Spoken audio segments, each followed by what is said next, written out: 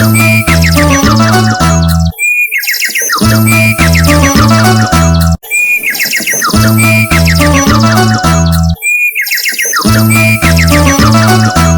शांति छोटे। ओम शांति भैया।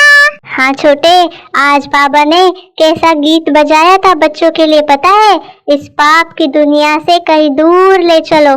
फिर बाबा ने हम बच्चों को आज वैसे ही शिक्षाएं दी है कि यह दुनिया तो पाप की दुनिया है। बच्चे जानते भी है यह पाप आत्माओं की दुनिया है। कितना बुरा अक्षर है ना, पाप आत्माओं की दुनिया है, परंतु मनुष्य समझते नहीं है कि यह सचमुच पाप आत्माओं की दुनिया है। लेकिन बाबा ने कहा अगर पाप आत्माओं की दुनिया है तो जरूर पुण्य आत्माओं की दुनिया भी थी और होंगी, जिसे ही सारे दुनिया में स्वर्ग कहते हैं, हेवन कहते हैं। तो बाबा ने कहा पाप आत्माओं की दुनिया माना नरक, पुण्य आत्माओं की दुनिया माना स्वर्ग। तो हम बच्चों को कहा कि कोई मरते हैं ना तो क्या कहते हैं छोटे? स्वर्गवासी हुआ। तो इसलिए बाबा ने हम बच्चों को याद दिया है कि लोग तो कुछ जानते नहीं, लेकिन जो आता है सब बोल देते हैं, लेकिन यथार्थ तो कुछ भी नहीं समझते हैं। हाँ भैया, आज बाबा ने हम बच्चों को ये भी कहा कि तुमको बाबा तसल्ली देता है, थोड़ा सा धीरज धरो, तुमको मैं पाप की दुनिया से निकाल कर पुण्य की दुनिया में ले जाऊंगा, हम जिसे स्वर्ग कहते हैं। तो बाबा ने हम बच्चों को धीरज भी दिया है भैया। बाबा ने कहा जैसे दुनिया में बहुत सारे लोग दुखी होते हैं ना, कोई बीमार होता है, ठीक नहीं होता, तो डॉक्टर उनको धीरज देते हैं ना भैया कि जल्दी से तुम ठीक हो जाओगे। वैसे आज बाबा ने हम सभी पेशेंट्स को बाबा ने धीरज दिया है कि थोड़ा धीर रखो, आगे जाके तुम पुण्य आत्माओं की दुनिया में चले जाएंगे। इसलिए भैया ज्यादा टेंशन नहीं लेना, खुश रहना कि अभी हम स्वर्ग में जाने वाले हैं। भैया बात समझ आ रही है या नहीं? अरे वाह छोटे, तुम्हें तो सारी मुरली याद है। आज बाबा ने सच में ये कहा था। और हाँ छोटे, मुझे समझ आ रहा है, थैंक यू। बाबा ने आज ये भी कहा कि बाबा तुम बच्चों को राज समझाते हैं, सुनाते हैं, ज्ञान का तीसरा नेत्र देते हैं। और बाबा ने कहा कि आदि मध्य अंत को जो नहीं जानते उनको क्या कहा जाता है?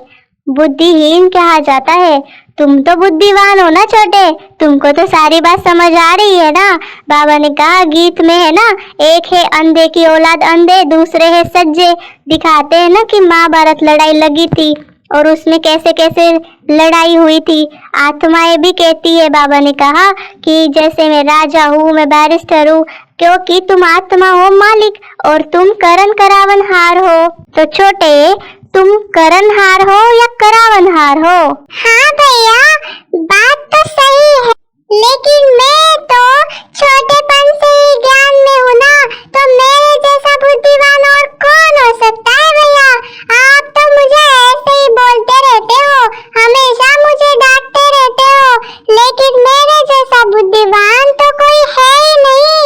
बचपन में जिसने भगवान को समझा, भगवान को पा लिया, उसके जैसा बुद्धिमान दुनिया में कौन हो सकता है भैया?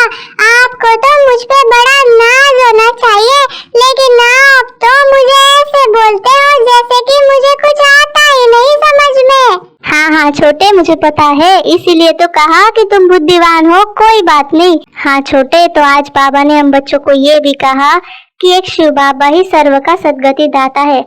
जैसे हम पुकारते थे ना राम को, तो शिव बाबा को भी राम कहते हैं।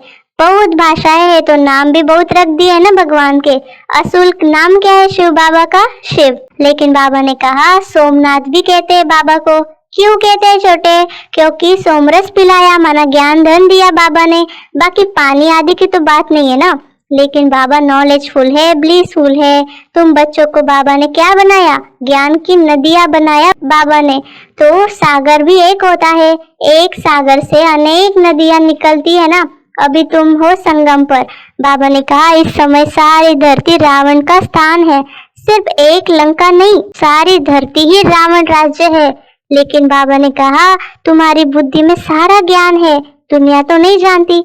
बाबा ने समझाया मैं 3 धर्मों की स्थापना करता हूँ। छोटे बताओ, बाबा ने आज मुरली में कौन से 3 धर्म की बात की है?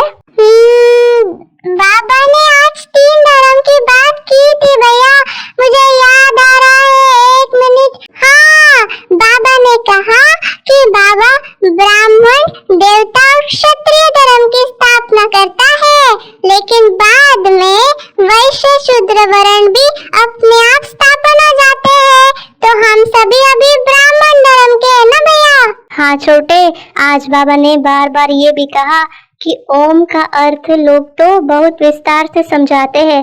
बाबा ने कहा कि ओम माना अहम आत्मा, यह मेरा शरीर। इतना सहज है, बहुत डिटेल जाने की जरूरत नहीं है। लेकिन बाबा ने ये कहा कि हम छोटेपन में ये कृष्ण बनेंगे, माना ब्रह्मा बाबा, और फिर शरीर छोड़ेंगे, दूसरा लेंगे। तो बाबा बहुत खुश होता है कि कैसे बाबा कृष्ण बनता है, फिर जन्म लेता है। फिर छोटे बाबा ने ये भी कहा कि तुम सभी पार्वतिया हो, शिव बाबा तुमको अमर कथा सुना रहे हैं, अमर बनाने के लिए, अमर लोक में ले जाने के लिए। तो बाबा ने ये भी कहा छोटे कि ब्रह्मरी का मिसाल है ना, जैसे देखो, जैसे सर्प एक खाल छोड़ दूसरी लेता है, ब्रह्मरी क्या करता है, कीड़े को अच्छा फूल जैसा पंच बना देता है। तो बाबा ने कहा कि जैसे तुम ब्राह्मण क्या करते हो, विकारी कीड़े को देवता बना देते हो ना, तो तुम ही ब्रह्मरी हो जो भू भू करते हो ज्ञान की। तो बाबा ने कहा बाकी ऐसे नहीं है कि कोई स्वर्ग की परी आएगी और स्वर्ग में ले जाएगी, या मानसरोवर में डुबकी लगाने से कोई परी बन जाएंगे। बाबा ने कहा सब झूठ है, ट्रूथ एक ही है बाबा, मन मना भव। बस बाबा ने कहा आत्माभिमानी बनना है, परमात्मा को रियलाइज करना है और दूसरे को भी समझाना है कि मैं कौन हूँ। बाबा ने कहा मैं साधारण बूढ़े तन में आता हूँ ना, तो नहीं तो ब्रह्मा कहाँ से आएगा, पतित तन तो चाहिए ना बाबा को। बाबा ने बार बार ये चीजें समझाया है। प्रजापिता के बच्चे हजारों कुमार कुमारियां है जिसे ब्रह्मा कुमार कुमारी कहते हैं। ये झूठ थोड़ी है, ये तो सच है ना। समझ में आया छोटे? हाँ भैया, देखो हम सर्प की तरह एक खाल छोड़ते हैं और हम ब्रह्मरी भी है। देखो भैया, मैं तो कितना खुश हो गया हूँ क्योंकि मैं तो ब्रह्मरी भी हूँ। बू बू करके सबको देवता बनाऊंगा। देखो भैया, अभी रोज मैं आपके सराउंडिंग चक्कर लगाऊंगा और बू बू करूंगा तो आप भी देवता बन जाएंगे भैया। अरे छोटे, बात ज्ञान समझाने की है, तुम अच्छे से मुरली पढ़ के मुझे दिन में समझाना, अच्छा मनन चिंतन करना, ठीक है ना? हाँ भैया, मैं तो बात को समझ गया था, लेकिन मैं तो रमणीकता में आने की कोशिश कर रहा था भैया। मुझे तो समझ गया है, बू बू करना माना ज्ञान समझाना। हाँ छोटे, ठीक है, कोई बात नहीं। आज बाबा ने हम बच्चों को कहा कि फॉलो फादर और सी फादर के महामंत्र द्वारा एक स्थिति बनाने वाले श्रेष्ठ पुरुषार्थी भव। बाबा ने स्लोगन में कहा कि परचिंतन के प्रभाव में न आकर शुभ चिंतन करने वाली शुभ चिंतक मणि बनो। अच्छा, ओम शांति। आप सभी को हम छोटे बड़े की कॉन्वर्सेशन कैसी लगी जरूर कमेंट्स करिए, और हाँ, इस